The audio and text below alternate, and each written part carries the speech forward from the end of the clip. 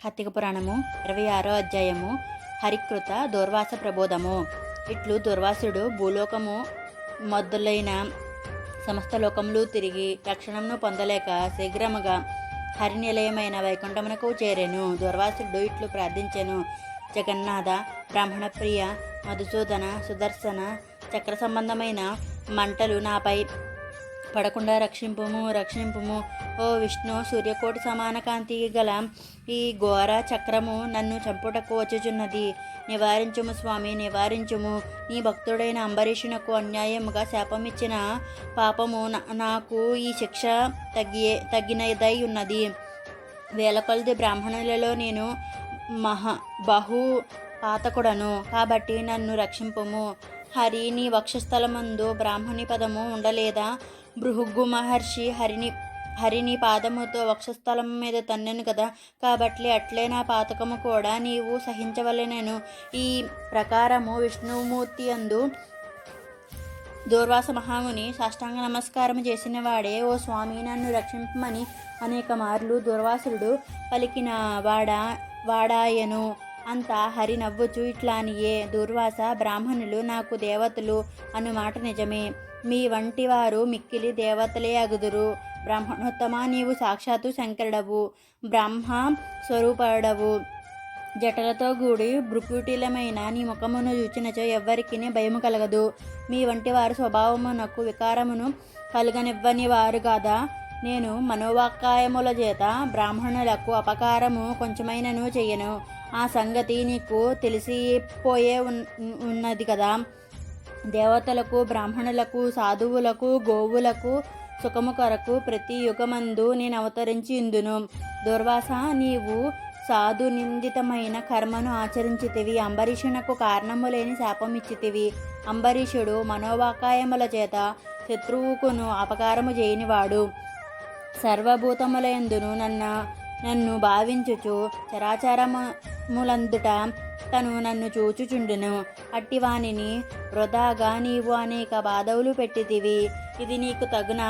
నీవు భోజనమునకు వచ్చేదనని చెప్పిపోయి సకాలమునకు రాలేదు. నీవు అనుష్ఠానమున్నదో చేసుకొనవచ్చును, కానీ అట్టి స్థితిలో నీవు అతనికి అనుజ్ఞ ఇవ్వలేదు. కేవలము జలమును పుచ్చుకొని ద్వాదశి పారణ ముఖ్య కాలమునకు చేసెను.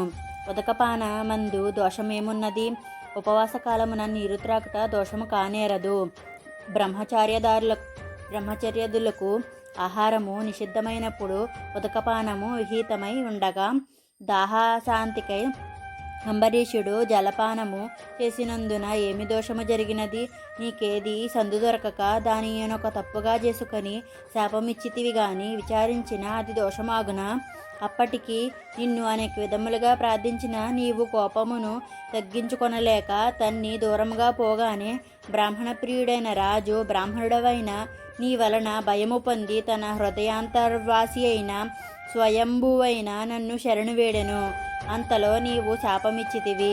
బ్రాహ్మణుడు ఆ మాట అసత్యమైపోవునని తలంపుతో రాజు హృదయమందున్న నేను ఆ 10 జన్మల శాపములను అంగీకరించి తిని.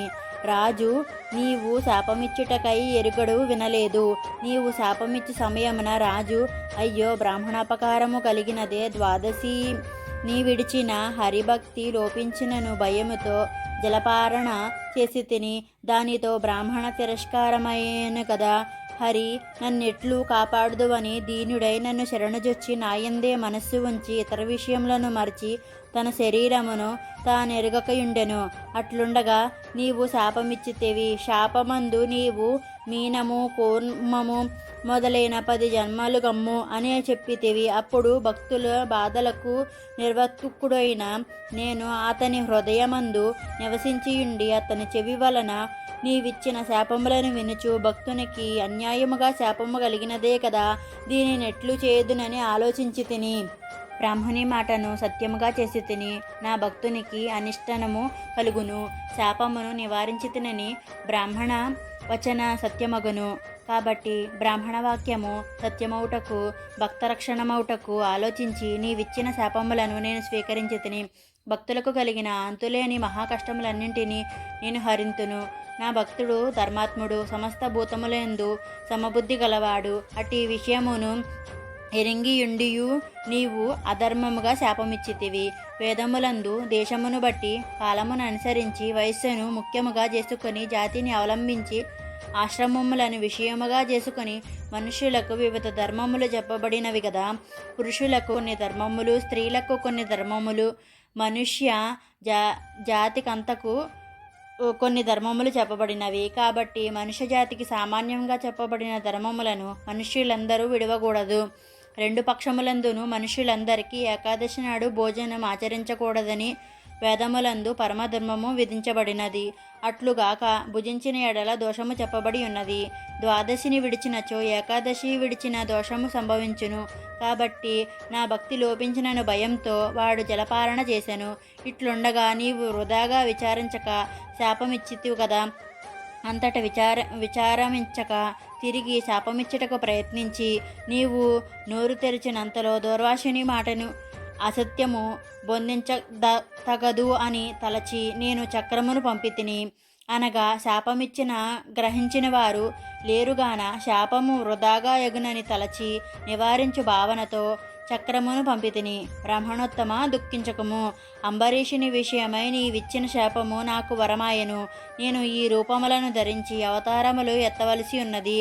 నేను ఈ కల్పమందు ప్రళయమందు జగత్తు యొక్క స్థితి కారణ కొరకు శంకాసురుని సంహరించుటకును మానవును రక్షించుటకును పెద్ద చేప నగుదును. దేవదానవులు సముద్రమును మదించ కొరకు సముద్రమందు మునిగిన మందర పర్వతమును నా వీపున ధరించుటకు తాబేలు నగుదును. హిరణ్యాక్షుణ్ణి సంహరించుటకును భూమిని ఉద్ధరించుటకు నీలాద్రితో నల్లకొండతో సమానమైన పంది అగుదును. హిరణ్యకశిపుకుని సంహరించుట కొరకు క్రోధజ్వాలల చేత దిగంబరముల వ్యాపించుచు వికృతానుడై మనుష్య సింహమునగుదును. లోకత్రయమును జయించిని బిని బంధించి ఇంద్రునకు పోయిన రాజ్యమును ఇచ్చుట కొరకు వామనుడనైదను. క్షత్రియ నాశనము కొరకు మహాబలముతో కూడా క్రూర కర్మయుతుడనై పరశురాముడను పేరుగల బ్రాహ్మణుడ అయ్యడను. రావణుని సంహారము కొరకు ఆత్మజ్ఞాన శూన్యుడైన రాముడను రాజునగుదను. యదువంశమందు ఆత్మజ్ఞానము కలిగియు గోపికా కాముకుడైనను రాజ్యము లేని కృష్ణునగుదను. కలియుగమందు పాపమోహము కొరకు బుద్ధుడనైతిని కుమారుడనై పాషాండ మార్గము ఉపదేశమగుదును. కలియుగాంతమందు విప్ర శత్రు ఘాతకుడైన బ్రాహ్మణుడన్ అగుదును. ఇట్లు నాకు 10 జన్మములు కలుగును. ఈ 10 అవతారములు వినువారికి పాపనాశకములు కలుగును. 26వ అధ్యాయం సంపూర్ణము. హరిహరార్పణమస్తు. శుభము.